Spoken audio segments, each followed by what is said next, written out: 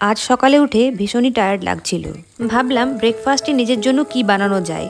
বাড়িতে ছিল আটা নুডলস, তাই ঠিক করলাম ম্যাগির ওই আটা নুডলসটাই বানাবো, আর ওটা খেতে আমার ভীষণ ভালো লাগে। আর আমরা কখন বেশি টায়ার্ড হয়ে পড়ি বলো তো?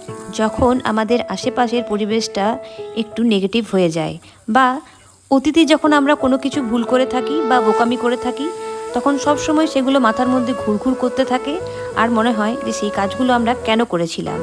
কারণ জানো তো, যখনই আমরা হৃদয় থেকে কোনো কাজ করি আর সেই কাজটা কোনো ভুল মানুষের জন্য যদি করি, তাহলে আমরা প্রত্যেকেই কিন্তু প্রচণ্ড কষ্ট পাই। আমরা দেখবে কখনো না কখনো প্রত্যেকেই কিছু না কিছু এমন কাজ করেছি যেগুলো সত্যি ভুল মানুষের জন্য করেছি। আর যদি একটা পেন খাতা নিয়ে বসা যায়, তাহলে দেখবে এই লিস্টটা কিন্তু অনেক লম্বা। যাদের আমরা উপকার করেছি তারা আমাদের কথা মনেও রাখে না।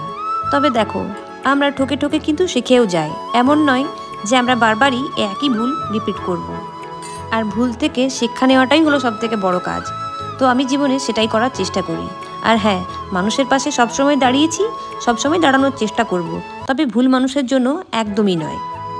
আজকের এই ম্যাগিটা যে কী সুস্বাদু হয়েছিল খেতে, তোমাদেরকে আমি বলে বোঝাতে পারবো না। যদিও আমার ম্যাগি সবসময় একটু স্যুপের মতো করে খেতেই ভালো লাগে, সমস্ত সবজি আর কখনো কখনো একটু ডিমও দিয়ে দিই।